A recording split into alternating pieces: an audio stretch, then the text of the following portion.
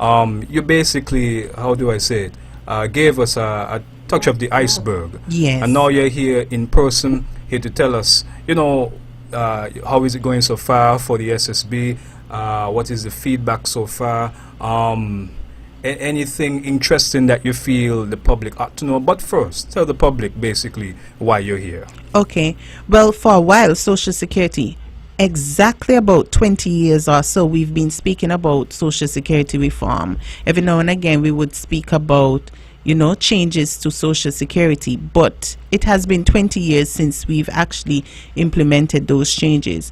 Reform, in short, is to switch up, to look at where we at, to recalibrate, and to move forward. When we started back in 1978, the contribution rate was 5% for the guarantee of 5 benefits. Today, it is 5% for the guarantee of 25 benefits. So as we've grown over the years into a mature fund, with reserves today standing at 1.7 billion. Billion sounds like a lot, but the fund has grown so much that the output is also a lot. So in order for us to be able to maintain those guarantees that we've made to the public, is essential to make changes. In short, it's like when you started out as a child, you wore size 6 shoes, but as you grow, you still want to wear size 6 shoes. It's impossible. At some point, that 6 would be a 9. So that is where we are in terms of Social Security. So we've started a series of meetings with the public, including representation from Nevis as well. We had the Nevis Chamber of Industry and Commerce. We've had representation from the church on Nevis, Pastor Ron Daniel and others. We've had political parties on Nevis, all of them. We brought them together, NRP, CCM, along with the political parties on St. Kitts and other cross stakeholder groups, to ensure that this discussion is not one-sided, that it covers every single aspect of Social Security. Particularly, we were interested in bringing the political parties together because at some point we don't know who will lead, but we don't want Social Security to be a political topic. It needs to be of national importance so that we can make the right decisions to impact our generations to come. So we've had these meetings. Perhaps we started in January, but more intensified in May. And so for the month of July, we've been doing cross-public, including one on Nevis. After the Culturama, we'll come back to Nevis to make sure that your voices and opinions are well documented and heard. So from the outputs from the public, we've heard, guys, y'all have spoken about this for a long time. Why so long? Why have you taken so long? Boy, we could give all kind of reasons, but the truth is it has not been done, and it's time for it to be done now. We are at a critical point. It's like looking, you could see something is coming and you're trying to prevent that from coming, so we're putting things in place. It's like a hurricane. We're in the hurricane season. There's a possibility, but you have to prepare for the eventuality if it happens, or the probability if it doesn't. That's where we are. So from the public, we've gotten good reviews. Some have said, no, we don't want these changes. I've already started planning, and so on. So today, I'm going to share more specifically some of the proposed reform measures, and hopefully we're able to take some calls along the way so that people can have some input in what we are saying. Generally, our Social Security pension is front-loaded. It means that it takes a short time for somebody to qualify for a pension, just 10 years. Imagine you've begun to work at 16 and by 26 you're already pensionable. If we think about it, that truly is unsustainable. But it was designed that way because back then life expectancy was much shorter than it is now. And so today, although we have incidences of young people falling out early, we have a large and a growing aging population. So the statistics from Social Security show that women live to about 76 while men 73 or thereabout. So we have a growing pensioner base but a shrinking contributor base, and we know the reasons why. We're not getting as much children, we're into informal work and stuff like that. So we have to have this balancing act. I want to point out that the payback period for someone who receives a pension is within 6 years of them becoming pensionable. And our statistics are telling us that 81% of our pensioners are alive after 10 years of receiving their pension. And we can go as far as to say 11% of our pensioners are alive after receiving pensions for 30 years. So we have pensioners who started at 62 and are already 90 and are in receipt of Social Security pensions. So you know they are in fact using contributions or the investment return by others, but that's how the system of Social Security works. Once you are eligible to receive your pension, we have to make those provisions to ensure that it happens. Across the region, those measures have already been taken. We started this talk about 2004, and other countries in the OECF have made those changes from that period until now. But some recent changes to Social Security reforms around the region looks like this. Grenada is taking up their contribution from has taken up their contribution to 16%. Now, mind you, our contribution rate is 11%, but truly the cost of taking care of that benefit expenditure is 16%. So this essentially means every month we collect 11% to paying benefits, but the cost to pay it is 16%. Think of about it as in your own household. You're working for 100, but the expenses are 110. Sometime soon, it will be unsustainable because it means you're dipping into your savings and so forth in order to meet those expenses. So Grenada has recently taken up theirs to 16%. St. Vincent is taking up theirs to 15%. And Montserrat has recently taken up theirs as well to 15%. And so we're seeing across the region changes are already being made. Some persons in other islands, their qualifying condition for a pension is 750 weeks. We're talking weeks because at Social Security you need about 500 weeks, which equates to about 10 years work in order to qualify for a pension. So we are seeing a move upward to like about a 15-year span so that people can qualify for pensions later based on the current information. You can stop me at any time to ask a question to clarify or so forth, because you're making me feel like I'm totally parent, you understand, and I'm not leaving any doubts in anybody's minds, and I like that. Well, you see, I like that too, and so far the information you've provided, I just want to ask one thing. Sure. You mentioned about giving 6 for a 9. You're not going to give me a 6 for a 9, right? No, definitely not. Definitely not. We want to ensure that persons get their pensions, and that is why we're doing this work. We could continue to put our heads in the sand and pretend that everything is okay, but at some point we'll get knocked over or covered in the sand. So no 6 for 9s. We want to be absolutely clear about our Social Security fund. If we make no changes by 2040, we will have some difficulty. Ms. Lawrence, from what I'm garnering, and you can correct me if I'm wrong, I know, of course, well, clearly there are other contributing factors as to why the SSB is looking to, as you say, reform certain things and procedures, etc.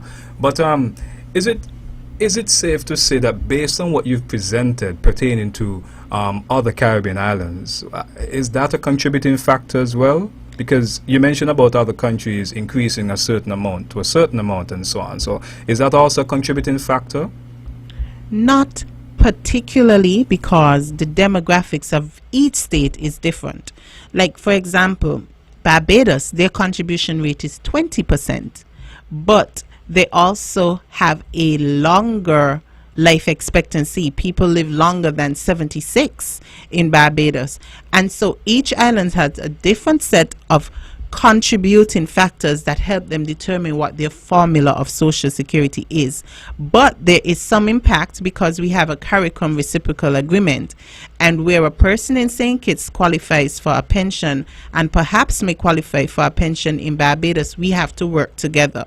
But we have to also consider the qualifying conditions on their end. So it's kind of linked, but not directly. I wanted to share about some of the proposed reform measures as we move towards a solution. Yes. It's important to note that we can't have one silver bullet and it solves all the problems. No magic potion. We have to put a number of things in place, and these will include us looking at increasing the contribution rate. But before I go into those two things, I want us to understand there are two objectives. We need to increase the revenue into Social Security, and we need to reduce costs. So how do you increase revenue, getting more in, but reduce the cost?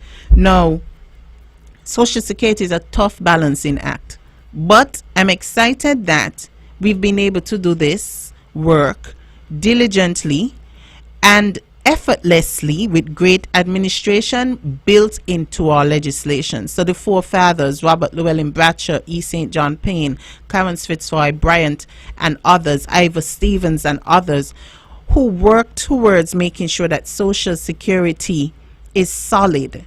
Decisions made back then in 1978 has given us the grounding that we need, even 16 years after the prescribed time of making changes. So I'm excited about the opportunities that lay ahead. And for some people it may be daunting, like, oh my God, I'm just near 62 and what is this, and so forth. But if we understand the value of Social Security, we'll recognize that this is long overdue, and it's time for us to make those changes to ensure that our Social Security remains strong. Now, what will we do? We have to look at increasing the contribution rate. It's currently 5% and has been 5% from 1978. Can 5 cents on what we pay provide and continue to provide the benefits that we have today? We have to think about that. The investment return.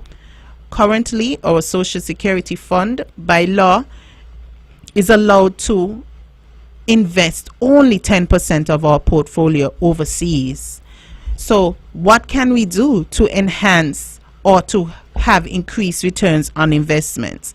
Another solution would be government injection. But that one I wish to frown upon, because if government puts in money in Social Security, it's coming from somewhere. And that somewhere is through taxation for you and I and our families and so forth. So we don't want to have that. So on the other hand, we have to look at starting pensions later, increasing the eligibility requirements, looking at ceasing pension increases, because over the years we continue to increase pensions but not increase the contribution rate.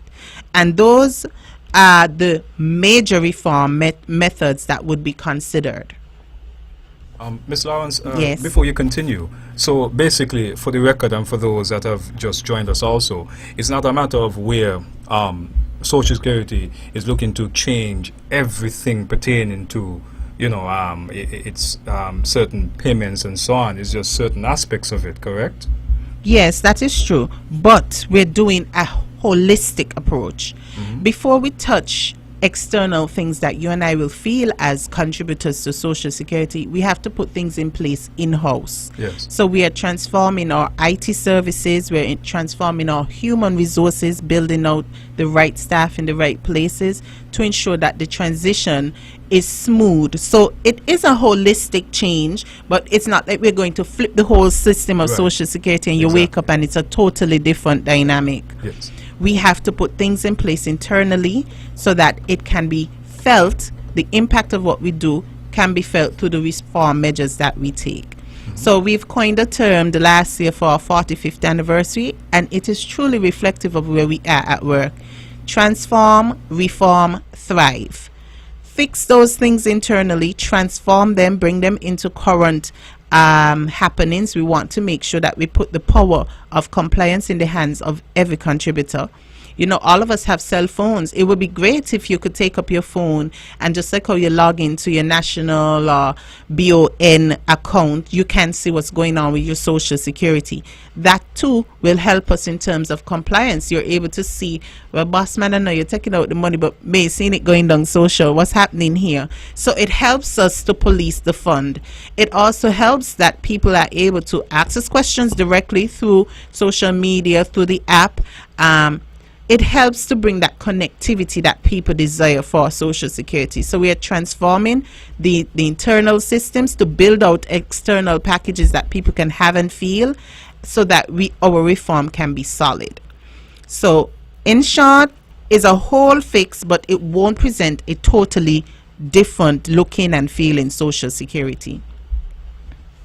And if I could speak more specifically to some of the other reform measures, because in whole I gave you what the general ones are, but over the time that we've been gathering views, persons have told us, you know, how about you fix the survivor's benefit? There was this stipulation, if you're under 45, you only could receive the benefit for a year.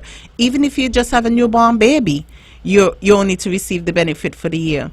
We are proposing that we change that to be, whatever your age, once you have dependent children, you will receive the benefit for the duration that those children are maintained according to the Act, the Child Maintenance Act.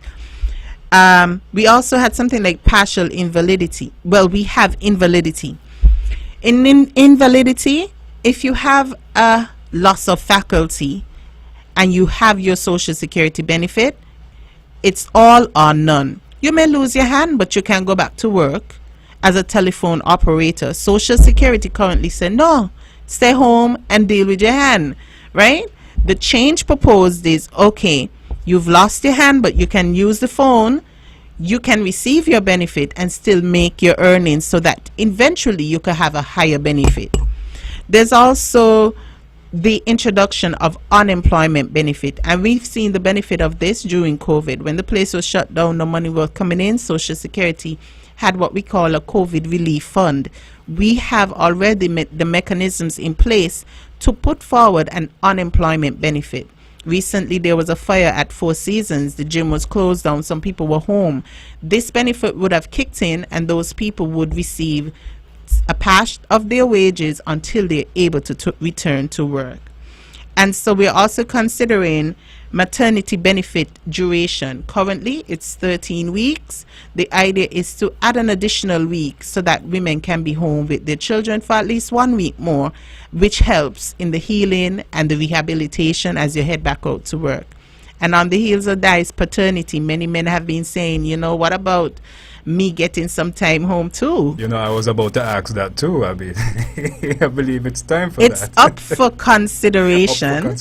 And so we're thinking about perhaps the inclusion of maybe up to 3 weeks that a father can be home with his children. Of course, there's the argument, well, that means some men won't be at work. But we'll see how that pans out. We've also seen, most importantly, how the self-employed view Social Security. There's many have complained and say, you know, the system is not flexible. My work is seasonal. So when I'm not able to pay, there are all these fines. How about you give me the opportunity to pay in lump sum what I can to cover, like a predetermined sum, to cover that period, and you spread it across the entire year. So when my slow season come, I'm already covered and not out of getting access to my long-term benefits.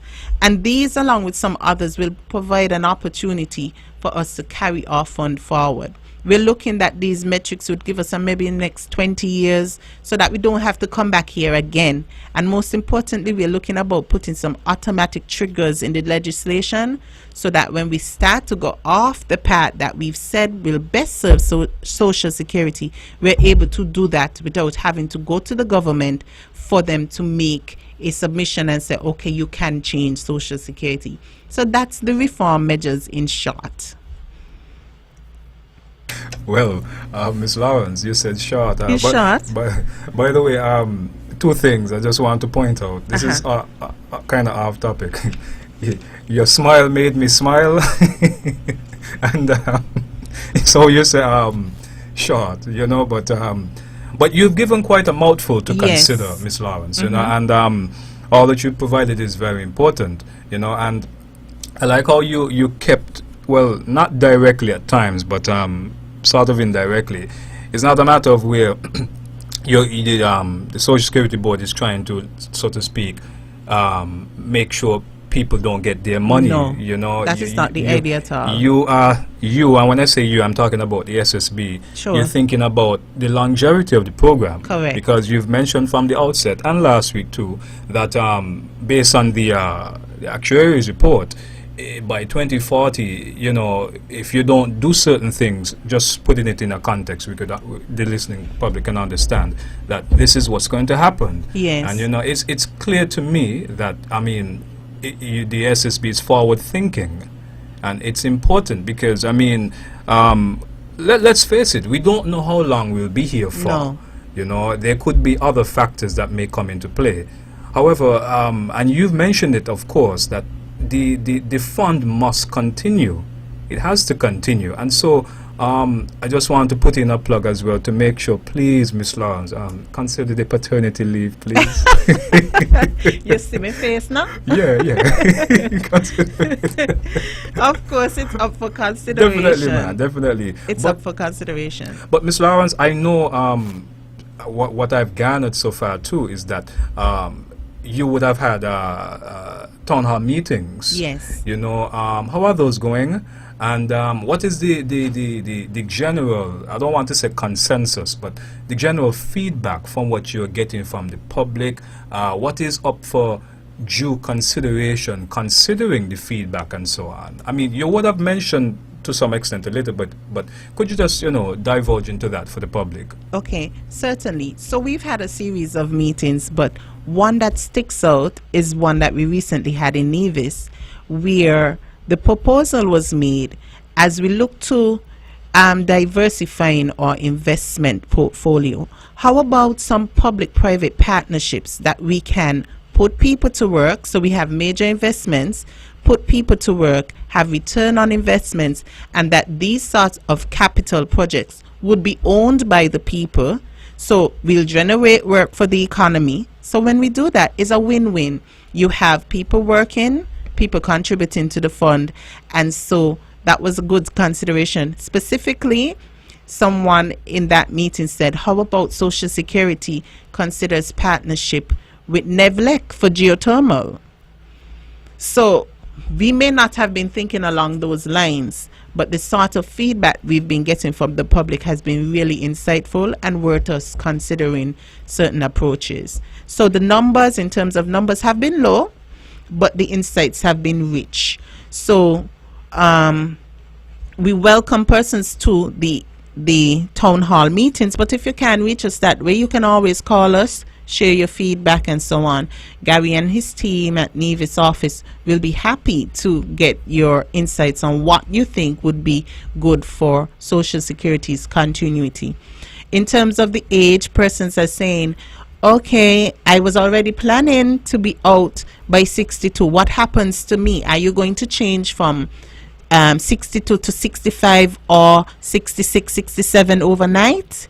And we said, no, we've already considered that, and we would have to do a tiered approach. Of course, we don't want one participant say, social, come like we want to give people heart attacks, shocks, and so on. No, that's not the idea. We want to do it in a phased approach so that you can say, okay, I was planning to come out at 62, but this year the coming out age is 63, so I can work 1 year more. Or you can say, no, I'm going out at 62, but of course there's a reduced pension if you choose to come out at that particular age, and so on. So persons can begin to plan their future. The younger people are saying, go man, go right up to 67, because we are going to work anyway. And it's showing that even though you're 62, many persons are staying in the workforce.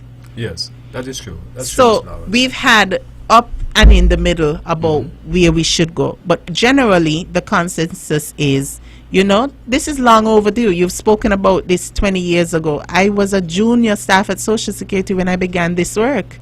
So to see it come full circle would be real good. Yes. And it serves what Social Security is about, ensuring that we are all taken care of at different phases of our life. None of us know when something is going to affect our ability to work. I mean, I know there's some listeners saying, oh, I will say it, oh, social just thief, social just like take people money and don't give back. That's not the truth. That's not the truth. None of us knows what will happen to us. I like to share personal stories so that people can see that it works. I met a young man. He was just 18 years old when he got into a terrible accident at work. He broke his neck. He worked from 16 up to 18, and it is the contributions of all of us helping to take care of him. And then there are others who don't have any children, who don't make any claim, and unfortunately they die before 61. What happens to the money? It's taking care of the young man I just spoke about previously. Because we don't know. So in Social Security, we are our brother's keeper. We can't look at it as it's my money and I want it. No, it's our money, and we will get it when it's our time. When we are up facing a challenge, you'll certainly get it. And Ms. Lawrence, what is interesting that you pointed out too, and it's obvious, but I hope the listening public is paying attention closely, is that if persons follow carefully, it is safe to say, not assume, but safe to say then, that basically, yes, the money is going to be there for sure, but you see, it's a matter of where, as you rightly point out, that we have to help each other, and there will be times where persons might, God forbid, they passed away, and they're never able to really get the money from Social Security. So what do? It's not a matter of it's just, quote unquote, colloquially speaking, left there. No, it's going to be used to take care of somebody else. And maybe even it's your daughter, your Maybe grandchild. Yeah, you know, so I mean, that's very important, and that's what it's about, you know, and from what I'm garnering from you and the board as a whole, you know, you just have to look out for people, because I mean, let's be real too. Just worst case scenario, suppose someone on the board may need this assistance too. You never know, you know. So I mean, I like the approach that the Social Security is taking, and you know, it's commendable, you know. And I know, Miss Lawrence, you did say and agree that yes, it was long overdue. There may have been maybe many a few reasons as to why it took so long as to, you know, to make such reforms, because I would imagine they were in consideration too for a long time. I'm not too sure if you are at liberty to state what was the main reason or reasons as to why it took so long. I'm not sure, but I mean, as they say, you know, nothing happens overnight. Well, see, you answered for me. Nothing happens overnight, okay. And nothing happens before God's divine will, and we are at this point. So yes. Whatever is gone, you know, we have it in front of us to make the right decision to foster a stronger Social Security, and that's exactly what we're determined to do. So what can we do as individuals? Lobby our political parties, lobby our employers, lobby your family, and say this is important, and let's advocate for whatever needs to be done to ensure that Social Security is around for generations to come. If we do nothing, we'll end up with a depleted fund, and if we're not at a state of depletion, it would not be 5% to probably 8%. It probably be 28%. And this is not even a probability. This is what the actuary has stated. If you do nothing, 5% can't help you. You're going to look, and it means that our children will have that burden. And we don't want that. For a strong Social Security fund, if we turn a blind eye and pretend like nothing needs to be done for recalibration. And I want to say before I leave, this has nothing, absolutely nothing to do with poor administration or bad leadership or bad. It's just how the Social Security formula was designed to serve a population for a 30-year period, and we are 16 years behind making those changes to serve our current structure. And Ms. Lawrence, I believe that was important too. You know, the things that are being discussed, they're not political. It's not a matter of bad management, or it's not a matter of where, quote unquote, the SSB is not paying attention, you know, and we can agree that nothing happens before its time, and everything happens for at a particular time for a particular reason, you know. So Ms. Lawrence, is there anything you feel you want to mention, anything you want to get out? Well, just was one of my questions too. When is the next town hall meeting? On Nevis. Well, in general, we're Okay. saying it's a Nevis. There's one on Tuesday on St. Kitts at the Sadler's Church of God of Prophecy. It starts at 6 p.m. I'm inviting the listening public out. And then after Culturam and we're all resettled again, we'll come back to Nevis for our next meeting, perhaps at the Red Cross building again, so that persons can come and have a real input into the discussions and further details about some of the points I made here. Before I wrap up, this is important work, and we are hoping to get some of the metrics in place by January 2024. So it's important, and that's why it's so important that we're here now with timelines, and so people can start conditioning their minds to some of the changes that will take effect. 2025. Yes, Yes. January Yes, 2025. Yes, no problem. And Ms. Lawrence, if persons have any questions, who can they reach out to at the SSB in both St. Kitts and Nevis? Sure. You can reach out to the Corporate Communications Department. Our email is pubinfo@socialsecurity.kn. We are also on WhatsApp, 667-2535. Or you can call the main line, 465-2535 or 469-5245. We'd be happy to answer all your questions. Ms. Lawrence, thank you very much for your time. Let me make sure I get your new title. Well, new for me. Make sure I get it right. The Corporation's Corporate Communications. Corporate Communications Manager. Okay, That's right. I get it right. Yes. Corporate Communications Manager, CCM, Corporate Communications Manager. Miss Kamilah Lawrence, thank you very much for your time, and it's always a pleasure, rather than liking your radiant smile, you provide salient information, which is it's relevant, and I mentioned the word forward thinking. It is good, and I see your passion too, because you mentioned to me earlier that when you were a junior staff 20 years ago, when certain things should have been done, it wasn't done, and now you're still here. So it shows that you have been, so to speak, at the forefront, if I can use such a word, of this, because you saw certain things, you are in it still, and now you're pushing for it, so to speak, advocating and trying to make people understand certain things. So commendations goes out to you, Ms. Lawrence, and the SSB as a whole, in both St. Kitts and Nevis, of course. Thank you. We'll certainly be back and on this station more regularly, so you'll have more discourse about Social Security reform and other matters. Thank you very much, Ms. Lawrence, and have a great day. When you're eating your lunch, have a great lunch and safe journeys, okay? Thank you. Yes.